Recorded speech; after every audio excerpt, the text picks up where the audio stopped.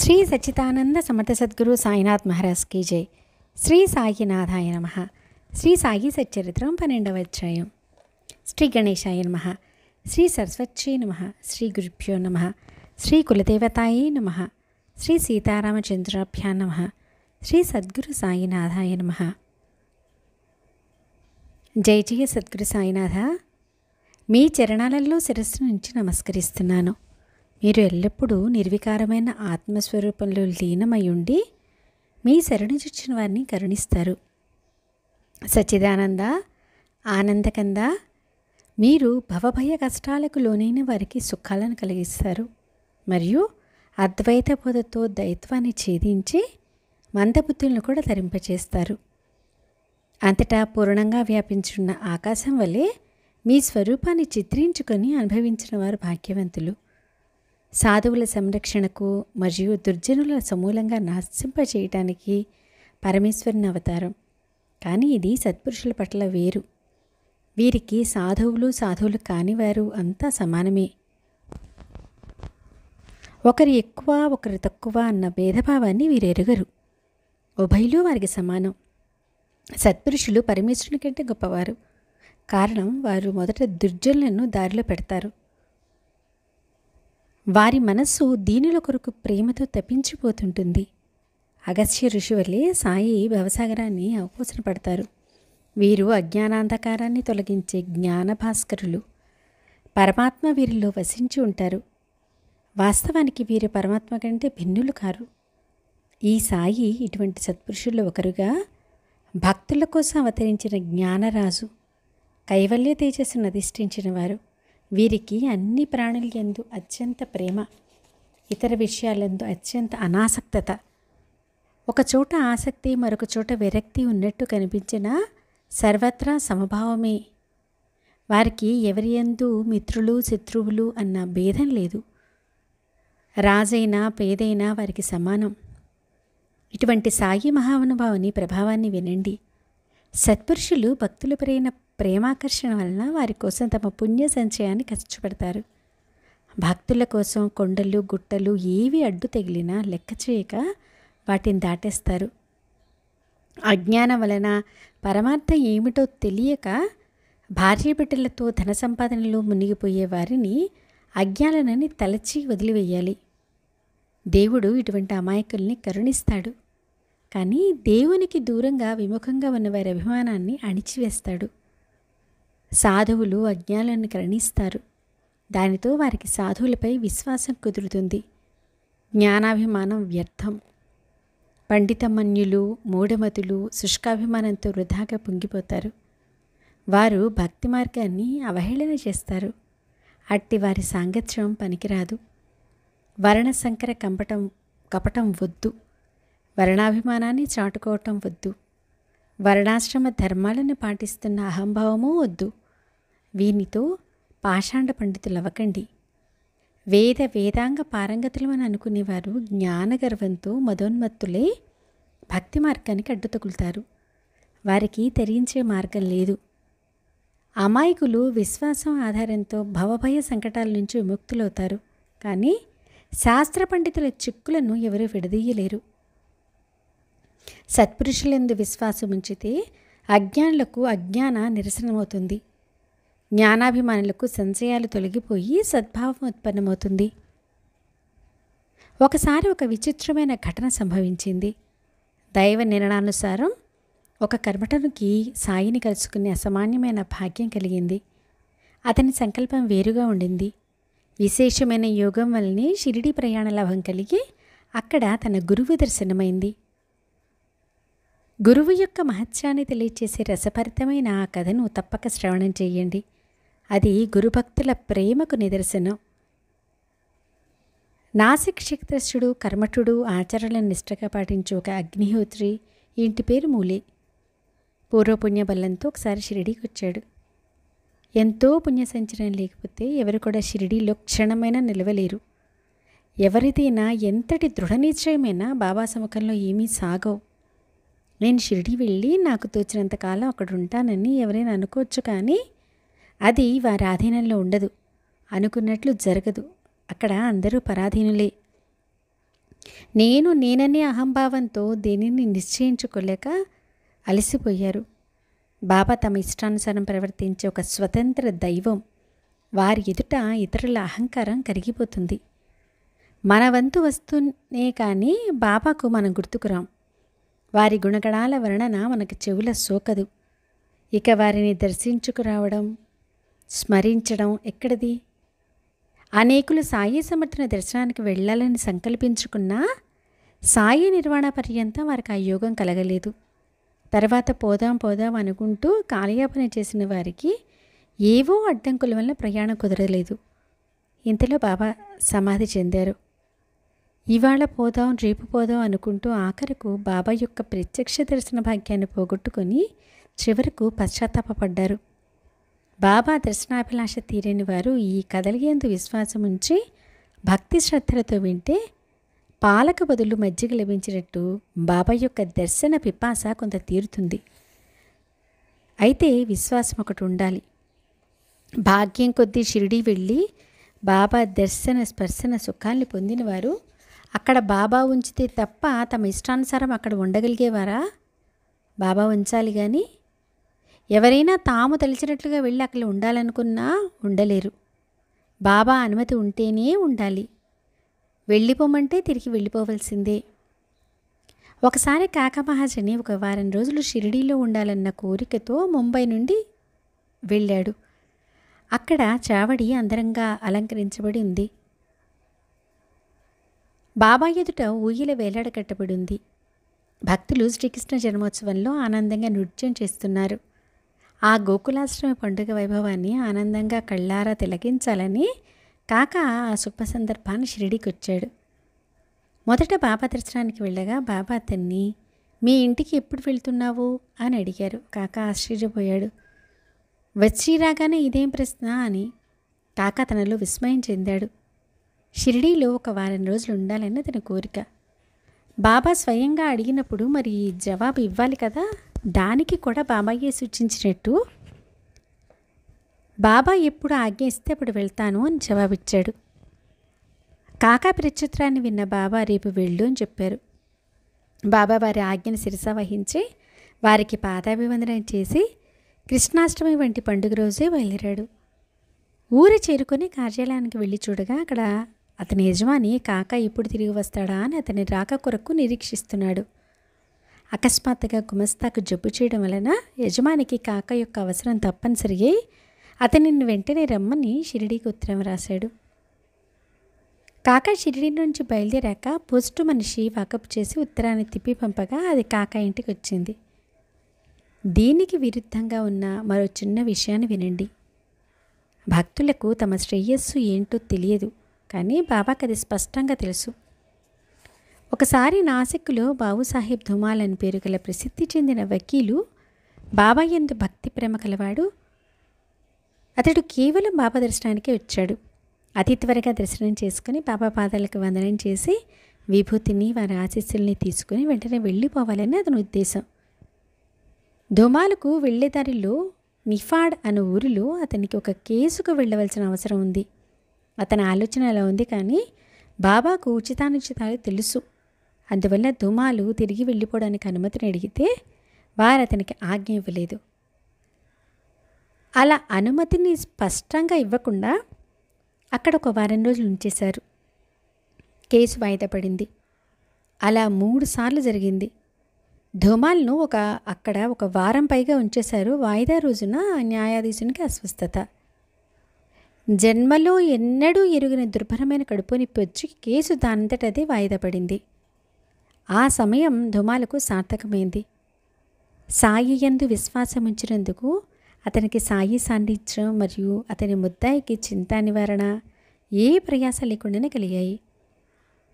తర్వాత ఒక శుభ సమయాన ధుమాలు వెళ్ళడానికి ఆజ్ఞ లభించింది. సాయి యొక్క విచిత్ర లీలా విశేషంతో అన్ని పనులు చక్కగా జరిగిపోయాయి. అలా ఆ కేసు 4 నెలలు నడిచింది. 4 న్యాయాధీశులు మారారు. చివరికి విజయం లభించింది. నిందితుడు నిర్దోషి అని విడుదల చేయబడ్డాడు. ఒకసారి బాబా నానాసాహెబ్ నిమోన్కర్ అన్న భక్త శ్రేష్ఠుని పత్ని పక్షం వహించిన విషయం వినండి. నానాసాహెబ్ నిమోన్ అన్న ఊరికి వతందారు. ప్రభుత్వం అతనికి గౌరవ మ్యాజిస్ట్రేట్ పదవిని ప్రదానం చేసింది. అక్కడ అతనికి చాలా గౌరవం. అతడు మాధవరావుకు పెద్దనాన్న. వయసులో పెద్దవాడు, పూజ్యుడు. అతని భార్య కూడా గొప్ప నిష్ఠాపరురాలు. సాయియే వారి ఇష్టదైవం. తమ స్వగ్రామాన్ని విడిచి ఆ ఉభయులు షిరిడీలో సాయి చరణాల యందు భక్తి శ్రద్ధల నుంచి సుఖంగా ఉన్నారు. వారు బ్రహ్మముహూర్తాన లేచి ప్రాతకాల స్నానం చేసి పూజకు సిద్ధం చేసుకుని కాకడహారతిని చేయడానికి శ్రావడికి వెళ్ళేవారు. ఆ తర్వాత స్తోత్రాలను వల్లించేవారు. నానా రోజు సూర్యాస్తమయం వరకు బాబా సేవలో బాబా వద్దనే ఉండేవాడు. బాబాను లేండి వరకు తీసుకుని వెళ్ళడం, మరలా వారిని మసీదుకు తీసుకుని రావడం, అలా ప్రేమపూర్వకంగా అవసరమైన సేవలు చేసేవాడు. అతని భార్య కూడా ఆమెకు తోచిన విధంగా దినమంతా అత్యంత ప్రేమతో బాబా వద్దనే ఉండి బాబా సేవ చేసేది. వారు స్నానపానాలకు, వండుకోవటానికి, రాత్రి నిద్రించడానికి మాత్రమే తమ బసకు వెళ్ళేవారు. మిగతా సమయమంతా ఉదయం, మధ్యాహ్నం, సాయంకాలం ఆ ప్రేమమయ దంపతులు బాబా వద్దనే ఉండేవారు. ఆ ఇద్దరి సేవను వర్ణిస్తుంటే గ్రంథం చాలా విస్తారమైపోతుంది. అందువల్ల ప్రస్తుత విషయానికి సంబంధించిన కథాభాగాన్ని వినిపిస్తాను. వారి అబ్బాయి అస్వస్థతగా ఉండడం వల్ల ఆ స్త్రీకి బేలాపూర్కి వెళ్లాల్సి వచ్చి అక్కడికి బయలుదేరడానికి భర్తను సంప్రదించింది. అలవాటు ప్రకారం బాబా అనుమతిని తీసుకుని ఆ విషయం భర్తకు తెలిపింది. ఈ విధంగా ఆమె బేలాపూర్ వెళ్ళడం నిశ్చయమైంది. కానీ నాన్న రేపే తిరిగి రావాలని అనడం జరిగింది. ఏవో కారణాల వల్ల నాన్న ఆమెతో రేపే తిరిగి వచ్చేసేయ్ అని అన్నాడు. ఆమె మనస్సుకు దుఃఖం కలిగింది. మరురోజు పోలా అమావాస్య కావడం వల్ల ఆ రోజు అక్కడే గడపాలని ఆమె ఉబలాట పడింది. కానీ నాన్నకు అది ఇష్టం లేదు. అమావాస్య రోజు ప్రయాణం మంచిది కాదు. ఈ పరిస్థితి నుండి ఎలా తప్పించుకోవాలి అని ఆమె తపన పడింది. బేలాపూర్కి వెళ్ళకపోతే ఆమె మనస్సుకు శాంతి ఉండదు. భర్త ఆజ్ఞ ఎలా ఉల్లంఘిస్తుంది? భర్త మనసు బాధపెట్టలేదు. సరేనని బేలాపూర్ వెళ్ళడానికి సిద్ధమై బయలుదేరింది. బాబా లెండి తోటకు వెళుతుండగా నమస్కరించింది వారికి. ఎవరైనా బయట ఊరికి వెళ్ళేటప్పుడు ప్రయాణం నిర్విఘ్నంగా జరగాలని భగవంతునికి నమస్కరించడం షిరిడీలో అలవాటు. అక్కడ దేవుడు సాయి కనుక ఎంత త్వరగా వెళ్ళవలసి వచ్చినా ముందు వారి చరణాలకు నమస్కరిస్తారు. అదే ప్రకారం బాబా సాటెవాడ ఎదుట ఒక క్షణపాటు నిలవగా ఆ స్త్రీ బాబా చరణాలకు నమస్కరించింది. నానాసాహెబ్ నెమోన్కర్ మొదలగు పెద్దలు, పిన్నెలు బాబా దర్శనం చేసుకోవాలని వచ్చి వారికి నమస్కరించారు. అలా అక్కడ అందరూ చూస్తుండగా బాబా పాదాలపై శిరస్సు నుంచి బయలుదేరడానికి అనుమతి కోరుతున్న ఆ స్త్రీతో బాబా నానా సమక్షంలో చెప్పిన దాన్ని గమనించండి. ఆమె బాబా చరణాలపై శిరస్సు నుంచి బయలుదేరడానికి అనుమతి కోరగానే, సరే వెళ్ళు, నిశ్చింతగా ఉండు, బేలాపూర్కి వెళ్ళి 4 రోజులు నిశ్చింతగా సుఖంగా ఉండి అందరినీ కలుసుకుని మళ్ళా షిరిడీకి రా అని చెప్పారు. బాబా మాటలు ఆమెకు ఎంతో ఊరట కలిగించాయి. నిమోన్కర్కు విషయం అర్థమైంది. అలా ఇద్దరి మనసులు కుదుటపడ్డాయి. సారాంశ: మనం ఏదైనా ఆలోచించినప్పుడు దాని పూర్వపరాలు మనకేమీ తెలియవు. కానీ మన మంచి చెడులు సత్పురుషులకు తెలుస్తాయి. వారికి తెలియందేదీ ఉండదు. భూత భవిష్యత్ వర్తమానాల జ్ఞానం వారికి కరతలామలకం. అందువల్ల వారి ఆజ్ఞానుసారం ప్రవర్తిస్తే భక్తులు సుఖసంపన్నులవుతారు. ఇప్పుడు పూర్వకథానుసంధానం. బాబా మూలేను కరుణించి అతనికి గురు దర్శనాన్ని కలిగించిన ముఖ్య కథను చెప్తాను. శ్రీమంతుడైన బాపుసాహెబ్ బూటీని కలుసుకుని వెంటనే తిరిగి వెళ్ళిపోవాలని మూలే తలిచాడు. అది అతని ఉద్దేశమైనా బాబా సంకల్పం వేరు. ఆ చమత్కారంలోని అర్థాన్ని సావధానంగా వినండి. మూలే బుట్టిని కలుసుకున్న తర్వాత భక్తులు మసీదుకు బయలుదేరుతుంటే మూల్య మనసులో కూడా కోరిక కలిగి వారితో తను కూడా వెళ్ళాడు. అతడు షట్శాస్త్రాల అధ్యయనం చేశాడు. జ్యోతిష్యంలోనూ సాముద్రికంలోనూ అతి ప్రవీణుడు. బాబా దర్శనంతో ఆనందించాడు. భక్తులు ప్రేమగా బాబాకు పాలకోవ, బత్తాసులను, బర్ఫీని, కొబ్బరికాయలు, నారింజ మొదలగు పళ్లను, ఫలహారాలను ప్రేమతో అర్పిస్తున్నారు. అవి కాక బాబా తమకు తోచినప్పుడు అమ్మకానికి స్త్రీలు తెచ్చిన జామపళ్ళు, అరటిపళ్ళు, చెరుకును తమ సొంత డబ్బిచ్చి ఖరీదు చేసేవారు. తమ స్వంత డబ్బుతో మామిడి పళ్ళ బుట్టలను కొనేవారు. అరటిపళ్ళను కూడా చాలా తెప్పించి తమకిష్టం వచ్చినట్టుగా భక్తులకు పంచేవారు. ఒక్కో మామిడి పండును 2 చేతులతోనూ పట్టుకొని నలిపి మెత్తపడినాక భక్తులకు ఇచ్చేవారు. మామిడి పండు పెదవులకు తగలగానే గిన్నెలో నుండి వచ్చినట్టు రసమంతా ఒక్కసారిగా కడుపులోకి వెళ్ళిపోయేది. ఇక తొక్క టెంక పారవేయడమే. అరటిపళ్ళ విషయంలో అదో వింత. భక్తులు లోపలి పదార్థాన్ని తీసుకుంటే బాబా వాని తొక్కలను సేకరించేవారు. ఎంతటి అద్భుతమైన లీల! ఈ పళ్ళన్నిటినీ బాబా తమ చేతులతో అక్కడ వారందరికీ పెంచేవారు. ఎప్పుడైనా తన మనసుకు నచ్చినప్పుడు 1 అర స్వయంగా తినేవారు. ఆ పద్ధతి ప్రకారం ఆ రోజు బాబా కేవలం భక్తుల కోసమే అరటిపళ్ళ గుట్టను కొని పంచిపెడుతున్నారు. మూలే శాస్త్రికి బాబా చరణాలను చూసి చాలా ఆశ్చర్యం కలిగింది. వారి హస్తంలోని ధ్వజ వజ్రాంకుశ రేఖలను పరీక్షించాలని అతనికి కోరిక కలిగింది. అప్పుడు బాబా వద్ద కాకాసాహెబ్ దీక్షిత్ ఉన్నాడు. అతడు 4 అరటిపళ్లను బాబా చేతుల్లో పెట్టాడు. ఒకరెవరో బాబాతో, ఈ మూలే శాస్త్రి నాసిక్ క్షేత్ర నివాసి. అతని పుణ్యం కొద్దీ మీ చరణాల వద్దకు వచ్చాడు. అతనికి పళ్ళ ప్రసాదం ఇవ్వండి అని చెప్పారు. ఎవరు చెప్పినా చెప్పకున్నా బాబా మనసుకి నచ్చితే తప్ప ఎవరికి ఏమి ఇచ్చేవారు కాదు. అప్పుడు ఏం చేశారు?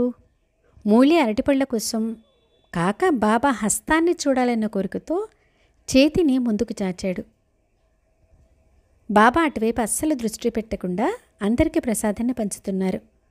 మూలే బాబాతో, నాకు పళ్ళు వద్దు, మీ హస్తాన్ని ఇటివ్వండి, సాముద్రికాన్ని చూస్తాను అని ప్రాధేయపడ్డాడు. కానీ బాబా అతనికి తన చేతిని ఇవ్వలేదు. అయినా మూలే ముందుకు జరిగి చేయి చాచాడు. బాబా తాము ఏమీ ఎరగనట్లున్నారు. అటు కేసి తిరిగి చూడనైనా లేదు. సరికదా, మూలే చాచిన చేతులు 4 అరటిపళ్ళ నుంచి కూర్చోమని చెప్పారు. అంతేకాని తమ చేతిని మూలే చేతికి ఇవ్వలేదు. జీవిత పర్యంతం పరమేశ్వరుని కొరకు శరీరాన్ని అరగతీసినట్టి వారి సకల కోరికలు తీరి సద్భక్తులకు తల్లి తండ్రి అయిన సాయి మహారాజు సాముద్రికలు ఏమవసరం? సాయిబాబా యొక్క వైరాగ్యాన్ని, సాముద్రికంలోని వారి విముఖతను చూసి మూలే శాస్త్రి తన చేతిని వెనుకకు తీసుకొని ఇక వారిని ఇబ్బంది పెట్టడం మానుకున్నాడు. కొంతసేపు నిశ్చింతగా కూర్చొని భక్తులతో పాటు బసకు వెళ్ళాడు. స్నానం చేసి మడిబట్టలు కట్టుకొని అగ్నిహోత్రాన్ని ఆరంభించారు. ఇక్కడ మసీదులో రోజు వెళ్ళే పద్ధతి ప్రకారంగా బాబాల ఇంటికి బయలుదేరుతూ, కాషాయ రంగు తీసుకుని రండి, కాషాయ వస్త్రాలు ధరిస్తాను అని చెప్పారు. అందరికీ అది ఓ చమత్కారమని అనిపించింది. బాబాకు అస్సలు కాషాయ రంగు ఎందుకు, వారికి ఈరోజు ఇదెందుకు గుర్తొచ్చింది అని ఆలోచించసాగారు. బాబా యొక్క నిగూఢ వచనాలు ఇట్లాగే ఉంటాయి. వానిని ఎవరైనా ఎలా తెలుసుకోగలరు? అయినా శ్రద్ధగా వింటే సరైన అర్థం స్ఫురిస్తుంది. సాధు సత్పురుషుల వాక్కు ఎప్పటికీ నిరర్థకంగా ఉండదు, ఎప్పుడూ అర్థరహితంగా ఉంటుంది. ఆ వాక్కుకు ఎవరు విలువ కట్టగలరు? మనం నిత్య వ్యవహారంలో ముందుగా ఆలోచించుకుని తర్వాత మాట్లాడతాం. కానీ సత్పురుషులు తాము మొదట ఉచ్చరించిన వచనాలనే ఆచరిస్తారు. అందరూ అంగీకరించే ఈ సిద్ధాంతాన్ని బట్టి సత్పురుషుల వచనాలు ఎప్పుడూ నిరర్థకంగా ఉండవు. బాగా ఆలోచిస్తే సరియైన సమయానికి చిక్కు వీడిపోతుంది. బాబా లెండి నుండి తిరిగి వచ్చారు. సన్నాయి బూరలు మ్రోగసాగాయి. బాపుసాహెబ్ జోగ్ మూలేకు సమయాన్ని సూచించాడు. హారతి సమయమైంది, మసీదుకి వస్తారా అని అడిగాడు. మూలే శాస్త్రి మడిలో ఉన్నాడు, మసీదుకి ఎలా పెడతాడు? అది అతని చిక్కు పరిస్థితి. 3వ జామున సాయంత్రం వెళ్ళి దర్శనం చేసుకుంటానని సమాధానం చెప్పాడు. అప్పుడు జోగ్ హారతికి సిద్ధమవుతున్నాడు. ఇక్కడ బాబా మాట్లాడుతూ తమ ఆశ్రమంలో కూర్చున్నారు. అందరి పూజలు అయ్యాక హారతి మొదలైంది. అంతలో బాబా ఆ కొత్త బ్రాహ్మణుని వద్ద నుండి దక్షిణ తీసుకురండి అనగా బాపుసాహెబ్ బూటి తక్షణం దక్షిణను అడగడానికి తానే వెళ్ళాడు. మూలి అప్పుడే స్నానం చేసి మడిబట్టలు కట్టుకొని ఆసనంలో ప్రశాంతంగా కూర్చున్నాడు.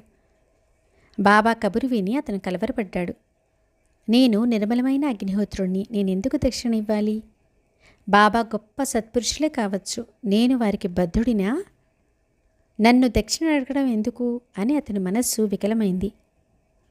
సాయి అంటి వారు దక్షిణను అడగడం, కోటీశ్వరుడు ఆ కబురు తేవడం, మూల్య తనలో సంచయించి దక్షిణం తీసుకుని ప్రారంభించిన తన అనుష్ఠాన కర్మ పూర్తి కాకుండానే వదిలేసి మసీదుకి ఎలా వెళ్ళడమా అని మరో సందేహం. రానని అనలేడు. సంశయాత్మలకు నిశ్చయం అంటూ ఉండదు. నిశ్చింతగా ఉండలేరు. అది వారి చిత్తం ఎప్పుడు డోలాయమానమవుతుంది.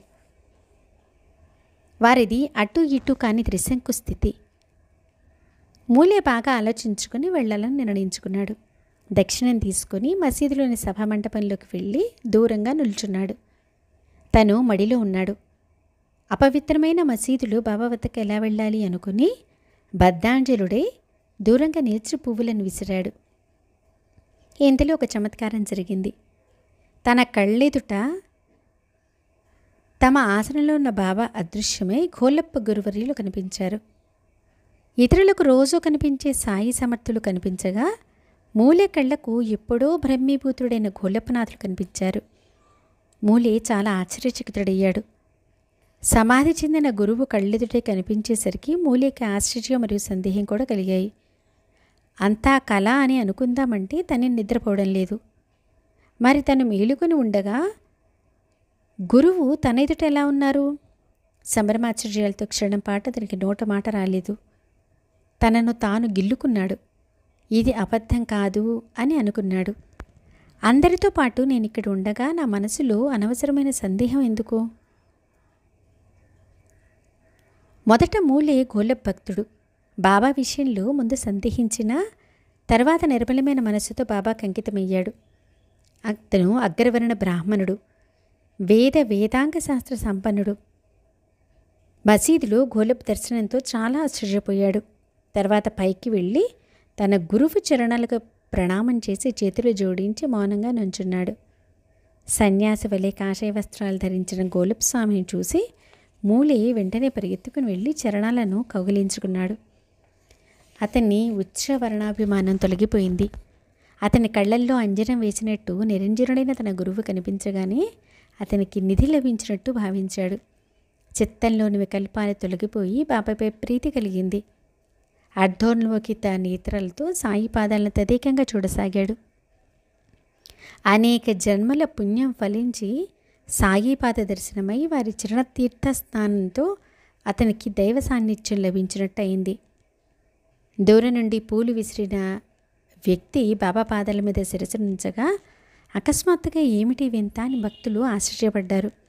అందరూ బాబా హారతిని పాడుతుంటే మూలే గోలప్ప గారి నామాన్ని బిగ్గరగా చెప్పసాగాడు. ఉచ్చస్వరంతో వారి హారతినే గానం చేస్తూ వారి ప్రేమలో విలీనమైపోయాడు. అతని మడి మాయమైపోయింది. అంటూ ముట్టూ ఆలోచన తొలగిపోయి సాయికి సాష్టాంగ ప్రణామం చేశాడు. ఆనందంతో అతను కళ్ళు మూసుకున్నాడు. లేచి కళ్ళు తెరిచి చూస్తే గోలపస్వామి అదృశ్యమై వారి స్థానంలో సాయి సమర్థులు దక్షిణ అడుగుతూ కనిపించారు. బాబా యొక్క అపార శక్తిని, వారి ఆనంద స్వరూపాన్ని చూసి అతని చిత్తం స్తంభించిపోయింది. మూలే తనను తాను మరిచిపోయాడు. సాయి మహారాజు కౌశలాన్ని గని అతనికి ఆకలి దప్పులు హరించుకొని పోయాయి. తన గురువు యొక్క దర్శన సుఖం మూలేకు పరమానందాన్ని కలిగించింది. అతని మనసు సంతృప్తి చెందింది. ఆనందాశ్రవులు కారగా బాబాచరణాలకు నమస్కరించాడు. తన వద్దనున్న దానిని దక్షిణగా ఇచ్చి మరలా బాబాచరణాలపై శిరస్సు నుంచాడు. అతని కళ్ళ వెంట ప్రేమాశ్రువులు దొల్లాయి. శరీరం రోమాంచితమైంది. కంఠం గద్గదమైంది. మనసులో అష్టభావాలు ఉప్పొంగాయి. నా సందేహం దూరమైంది. పైగా నా గురువు లభించారు అని అనుకున్నాడు. బాబా యొక్క అలౌకిక లీలను చూసి మూల్యతో సహా అందరూ ఆశ్చర్యపడ్డారు. అప్పుడు కాషాయ రంగు అర్థం విశదమై బాబా మహిమ అనుభవమైంది. ఆ మూలేయే ఆ సాయి మహారాజే. ఆ మహారాజు కళ ఎవరు తెలుసుకోగలరు? వారి లీల అగాధం. ఇలాగే సాయి దర్శనంలో శ్రద్ధ గల ఒక మమలతార స్నేహితుడైన ఒక డాక్టర్ని వెంట పెట్టుకుని షిరిడీకి బయలుదేరాడు. ఆ డాక్టరు బ్రాహ్మణ కులస్థుడు, రామోపాసకుడు, ఆశ్చర్యవంతుడు, స్నాన సంజలు విహితాచరణ నియమనిష్టలేందు ప్రీతి కలవాడు. నా ఆరాధ్య దైవం జానకీ ప్రాణవల్లభుడు. సాయిబాబా ముసలమాన కనుక నేను వారికి నమస్కరించను అని స్నేహితునికి ముందుగానే చెప్పాడు. ముసలమాన్ పాదాలకు వందనం చేయడానికి నా మనసు అంగీకరించదు. అందుచేత షిరిడీకి వెళ్ళడానికి నేను మొదటి నుండి వెనుకాడుతున్నాను అని అన్నాడు. బాబా పాదాలపై పడు అని నిన్నెవరూ బలవంత పెట్టరు. ఇటువంటి ఆలోచనలు పట్టుదలను పెట్టుకోకు. మనసును బాగా దృఢపరుచుకో.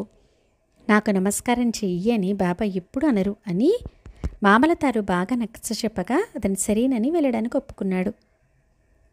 తన మిత్రుని మాటలు విని అనుమానాలను దూరం చేసుకుని మసీదులో సాయి దర్శనానికి బయలుదేరాడు. అయితే షిరిడీలో బాబా దర్శనార్థం మసీదుకి వెళ్ళగానే ఆశ్చర్యకంగా అతనే ముందుగా సాయికి సాష్టాంగ ప్రణామం చేశాడు. అది చూసి అతని స్నేహితులు చాలా ఆశ్చర్యపోయారు. ముసలమానును నాకంటే ముందుగానే ఎలా సాష్టాంగపడ్డావు? వారికి నమస్కరించనన్నా నీ నిశ్చయాన్ని మర్చిపోయావా అని అడిగాడు. అందుకు అతడు నేను మేఘశ్యాముడైన రాముని రూపాన్ని చూశాను. పావనుడు కోమలుడు అందంగా శోభిస్తున్న రామునికి వందనం చేశాను. చూడు అక్కడ కూర్చొని అందరితో మాట్లాడుతున్నది ఆ రాముడి అంటూ ఉండగా క్షణంలో సాయి రూపం కల్పించింది. అప్పుడు ఆ డాక్టర్ ఆశ్చర్యంగా ఇది స్వప్నం కాదు కదా, వీరు ముసల్మాను కాదు, యోగ సంపన్నులైన అవతార పురుషులు. చోకామేళ మాలజాతివాడు, రోహిదాసు మాదిగవాడు, సజ్జన కసాయి హింస చేసేవాడు. వీరి జాతిని గురించి ఎందుకు ఆలోచించాలి? వీరు కేవలం జగత్తును ఉద్ధరించడానికి, జీవులను జనన మరణాల చక్కెర నుంచి తప్పించటానికి నిర్గుణ నిరాకార నుండి సాకార రూపంతో ప్రపంచానికి వచ్చారు. క్షణంలో సాయి, క్షణంలో రామునిలా కనిపించినట్టు వీరి ప్రత్యక్ష కల్పద్రుమం నాతో సాష్టాంగ ప్రణామాన్ని చేయించి నా అహంభావాన్ని అణిచివేశారు అనుకున్నాడు. మరునాడు సాయినాథులు నన్ను కరుణిస్తే తప్ప నేను మసీదులో అడుగుపెట్టను అని దీక్షభూని షిరిడీలో ఉపవాసంతో ఉన్నాడు. అలా 3 రోజులు గడిచాయి. 4వ రోజున ఏం జరిగిందో శ్రద్ధగా వినండి. ఖాందేశ్ వాస్తవ్యుడైన డాక్టర్ స్నేహితుడొకడు సాయి దర్శనానికి వచ్చాడు. అతనిని 9 సంవత్సరాలకు కలుసుకున్నందుకు డాక్టర్కు పరమానందం కలిగింది. అతనితో తను మసీదుకి వెళ్ళాడు. వెళ్తూ బాబాకి వందనం చేశాడు. బాబా, ఏం డాక్టర్, నిన్ను పిలవడానికి ఎవరైనా వచ్చారా? ఎందుకు వచ్చావో నాకు జవాబు చెప్పు అని ప్రశ్నించారు. నిగూఢమైన ఆ ప్రశ్న విని డాక్టర్ కరిగిపోయాడు. తన నిర్ణయం స్మరణకొచ్చింది. మనసులో చాలా బాధపడ్డాడు. అయినా ఆ రోజు అర్ధరాత్రప్పుడు అతనిపై బాబా కృప కలగగా నిద్రలో పరమానంద స్థితి యొక్క మాధుర్యాన్ని చవిచూశాడు. తన స్వగ్రామానికి వెళ్ళిపోయిన తర్వాత కూడా అతడు 15 రోజులు సంపూర్ణానంద స్థితిని అనుభవించాడు. అలా అతనికి సాయి పాదాల యందు భక్తి అధికమైంది. ఇట్లే సాయి లీలల యొక్క అనుభవాలు అసంఖ్యాకం. ఒక దానిని మించింది మరొకటి. చెప్పుకుంటూ పోతే గ్రంథం గౌరవం పెరుగుతుంది, కానీ గ్రంథం విస్తారమవుతుందన్న భీతితో తగ్గిస్తున్నాను. మొదట ప్రారంభించిన మూల్య కథను వింటే శ్రోతలకు ఆశ్చర్యం కలుగుతుంది, కానీ అందులోని తాత్పర్యాన్ని, బోధించిన నీతిని అర్థం చేసుకోవాలి. తమ తమ గురువుల యందు దృఢ విశ్వాసం ఉంచాలి, కానీ వేరెక్కడా ఉంచకూడదు అని మనసులో బాగా నిశ్చయించుకోవాలి. ఇది రహస్యం. బాబా యొక్క ఈ లీలలో ఇంతకంటే వేరే కారణం కనిపించదు. ఎంతటి గొప్ప ఆలోచన పరులకైనా ఇదే అర్థం స్ఫురిస్తుంది. ఎవరికి ఎంత కీర్తి ఉన్నా తమ గురువులకు ఏ కీర్తి లేకపోయినా తమ గురువులేందే విశ్వాసం ఉంచాలి అనే దీనిలోని ఉపదేశం. పురాణాలు, పుస్తకాలు వెతికినా అంతటా ఈ బోధయే నిండి ఉంటుంది. కానీ ఇది అనుభవంలోకి వస్తే తప్ప నిష్ట కుదరదు. తమపై తమకు నమ్మకం లేని కొందరు ఆత్మనిష్ఠుల వల్లే ఊరేగుతారు, కానీ వారు జన్మల్లో పడే బాధలు అడుగడుగునా స్పష్టంగా కనిపిస్తాయి. వారికి ఇహం లేదు, పరం లేదు. జీవితాంతం ఎప్పుడు ఏదో చింత. మనసుకు ఒక్క క్షణమైన శాంతి ఉండకపోయినా ముక్తుల వల్లే గొప్పలు చెప్పుకుంటారు. తర్వాతి అధ్యాయం ఎంతకంటే మధురంగా, హృదయమగంగా ఉంటుంది. కేవలం సాయి దర్శనంలోని ఆనందాన్ని అనుభవించండి. భీమాజీ పటేల్ అనే భక్తుని క్షయరోగాన్ని బాబా ఎలా తొలగించారు, మరియు భక్త చాందర్కర్ విశ్వాసాన్ని దృఢం చేసిన విషయం. బాబా కేవలం దర్శనంతో భక్తుల్ని పాపరహితుల్ని చేసి వారి ఐహిక కోరికలను తీర్చుతూ ఆధ్యాత్మిక అవసరాలను కూడా ప్రసాదిస్తారు. యోగుల దృష్టిపాతంతో నాస్తికుల పాపాలు కూడా తొలగిపోయినప్పుడు ఇక ఆస్తికుల పాపాలు సహజంగానే పోతాయి. పరతత్వంలో బుద్ధి స్థిరపడి అపరోక్షానుభవం కలిగిన వారి దృష్టి పడగానే దుస్తర పాపాలు తరించబడతారు. ఇటువంటి బాబా యొక్క కళ అర్థం కాదు. బాబా మీ పట్ల ప్రేమ కలిగి ఉన్నారని తెలుసుకొని జ్ఞానులు అజ్ఞానులు అందరూ పరిశుద్ధమైన మనసుతో పవిత్రంగా శ్రవణం చెయ్యండి. భక్తి ప్రేమల యందు శ్రద్ధ ఎక్కడ ఉంటుందో, ఎక్కడ బాబా యందు మనసులో ప్రీతి ఉంటుందో అక్కడే నిజమైన తపన, అక్కడే శ్రవణానందం ఉంటాయి. అనన్యంగా శరణుచొచ్చిన వారికి వజ్రపంజరమై అపారమైన శక్తి కలిగి భవభయాన్ని హరింపజేయగల సాయి చరణాలకు హేమాడ నమస్కరిస్తున్నాడు. స్వస్తి శ్రీ సంత సజ్జన ప్రేరితము భక్త హేమాడ పంత విరచితము అయిన శ్రీ సాయి సమర్థ సచ్చరిత్రంలో సంత గోలపు గురువు యొక్క శ్రీరామ దర్శనము అను 12వ అధ్యాయం సంపూర్ణం. శ్రీ సద్గురు సాయినాథార్పణమస్తు. శుభం భవతు. సచ్చిదానంద సమర్థ సద్గురు సాయినాథ్ మహారాజ్ కీ జై.